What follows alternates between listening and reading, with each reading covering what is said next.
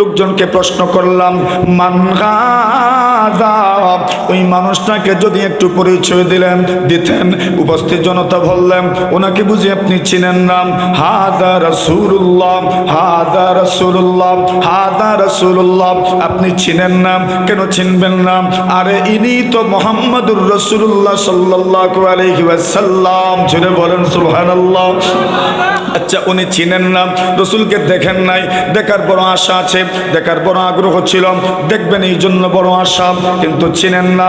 এমন একজন মানুষকে যদি চোখের সামনে পেয়ে যান, তবে আপনি মনে করবেন আরে মেঘনা চাইতে তো বৃষ্টির মতো হয়ে গেল, আমি তো দেখতে চাইছিলাম কিন্তু এই জায়গায় পেয়ে যাব, কল্পনাতেও তো ছিল না, মেঘনা চাইতে বৃষ্টির মতো হয়ে গেল।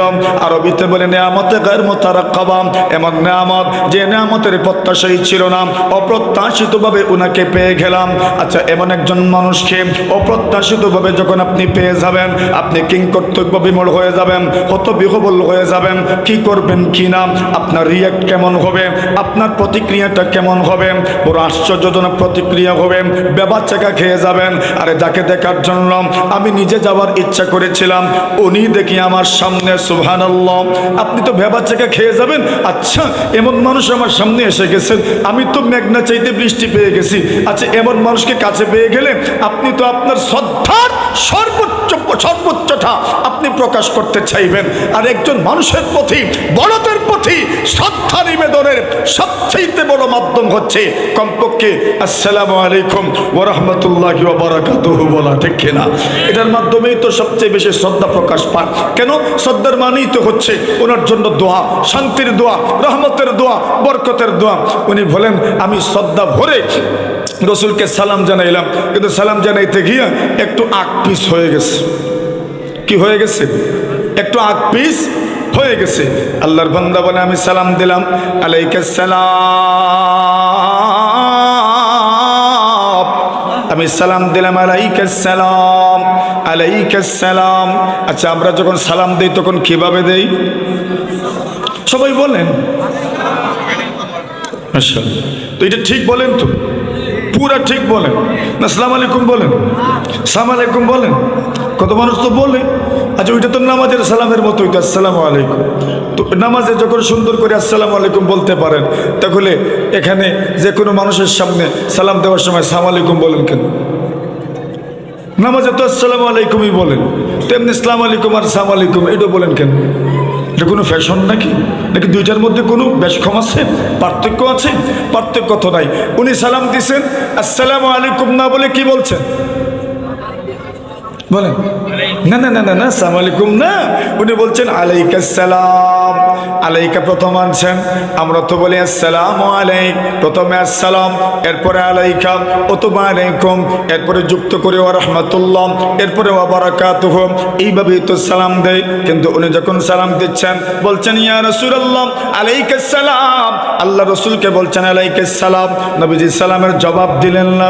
আচ্ছা, আমরা যখন কাউকে সালাম দেই, উনি যদি সালামের জবাব দেন না, তো আমরা কি করি? আরেকবার দেন। কি করেন? একজনে আরেকজনের কাঁধে এইভাবে হাত দিয়ে বলে সালাম দিছি, এর মাথুন না আপনারা? জবাব দেন, জবাব দেন, কইনি আপনারা? সালাম দিছি, জবাব দেন। আল্লাহ রসুলের সাহাবী বললেন, আমি তো রসুলকে সালাম দিলাম, আলাইকাস সালাম, নবীজি সালামের জবাব দিলেন না। উনি বললেন, উনি ভাবলেন রসুল শুনেন নাই, এই জন্যই তো জবাব দেন নাই। শুনলে তো জবাব দিতেন। সালাম যদি কেউ দেন, জবাব দিতে কবে শোনায়, শোনায় জবাব দেওয়া লাগে, শোনায় জবাব দেওয়া ওয়াজিব, শোনায় জবাব দেওয়া ওয়াজিব, শোনায় জবাব দেওয়া ওয়াজিব, শোনায় জবাব দেওয়া ওয়াজিব। আল্লাহর বান্দা সালাম দিলেন, নবীজি সালামের জবাব দিলেন না। আল্লাহর নবীর সাহাবী ভাবলেন রসুল শুনেন না, এই জন্য জবাব দেন নাই, আবার সালাম দেন ওই আগেরটাই, আলাইকাস সালাম। আবার সালাম দিলেন আলাইকুম সালাম। যার জানা নাই আপনি যতই বলেন তো আগেরটাই এটার উপরই তো থাকবেন। নবী আলাইহিস সালাতু ওয়াসালাম মসজিদের মধ্যে বসা, এক সাহাবী আসলেন, নামাজ আদায় করলেন। নামাজ পড়ার পরে ওয়ান নবী সাল্লাল্লাহু আলাইহি ওয়াসাল্লাম জালিসুন ফিল মসজিদ, আল্লাহ রাসূল মসজিদের মধ্যে বসা। আল্লাহর নবীর সাহাবী মসজিদে এসেছেন, নামাজ আদায় করেছেন, নবীজি মসজিদের মধ্যে বসা। এখন নবীজিকে কোনো কিছু না বলে কেমনে যাবেন? একটু সালাম তো দেওয়ার দরকার, দোয়া তো নেওয়ার দরকার। আল্লাহর নবীর সাহাবী নবীজির সামনে গেলেন, সালাম দিলেন, আসসালামু আলাইকা ইয়া রাসূলুল্লাহ। আল্লাহর নবীজিকে সালাম দিলেন, নবীজি সালামের জবাব দিলেন। এরপর নবীজি বললেন, ইরজি ফাসাল্লি ফা ইন্নাকা লাম তুসাল্লি, যাও সাহেব আবার নামাজটা পড়েন, আপনি নামাজ পড়েন নাই। সুবহানাল্লাহ। আচ্ছা পড়েন নাই না পড়ছেন? তো রাসূল বলছেন কি হয় নাই? ভয় নাই, মানে আপনি নামাজ পড়েন নাই।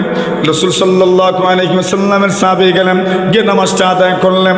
আল্লাহ রাসূলের সাহাবী যখন নামাজ পড়লেন আবার আসলেন, ফাসাল্লামা আলান নবী সাল্লাল্লাহু আলাইহি ওয়াসাল্লাম, নবীজিকে আবার সালাম দিলেন। আল্লাহর হাবিব সালামের জবাব দিলেন। এইবার রাসূলুল্লাহ সাল্লাল্লাহু আলাইহি ওয়াসাল্লাম বললেন, ইরজি ফাসাল্লি ফা ইন্নাকা লাম তুসাল্লি, যাও নামাজটা আবার পড়ে নাও, কেন তোমার নামাজ হয় নাই। উনি আবার গেলেন, আবার নামাজটা পড়লেন, আবার আসলেন, আবার সালাম দিলেন।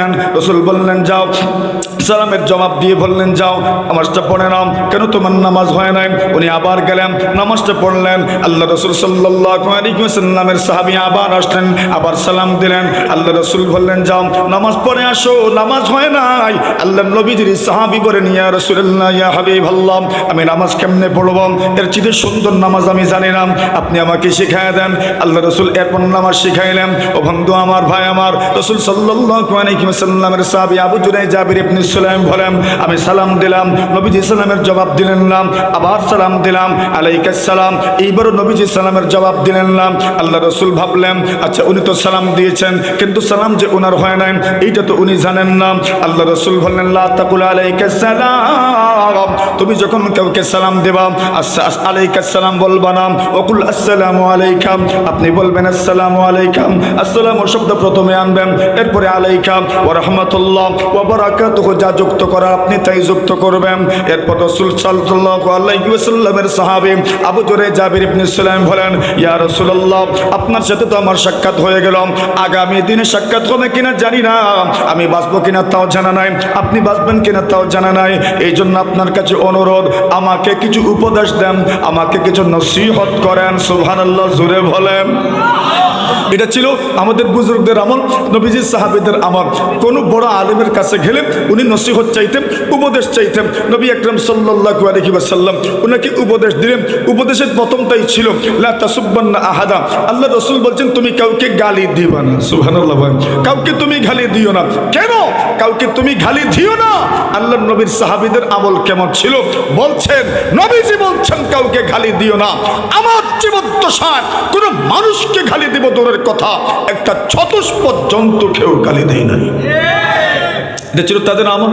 এখন নবী আলাইহিস সালাতু ওয়াসসালামের সাহাবী হযরত মুআয ইবনে জাবাল বলেন, আল্লাহর রাসূল আমাকে বললেন, ইন্না আউলান নাসি বিয়াউমাল কিয়ামাতি আল মুত্তাকুন, ও সাহাবী, কিয়ামতের কঠিন ময়দানে আমার সাথে সবচেয়ে ঘনিষ্ঠ থাকবে কারা, আমার সবচেয়ে নিকটে থাকবে কারা, আমার সবচেয়ে নিকটবর্তী হবে কারা?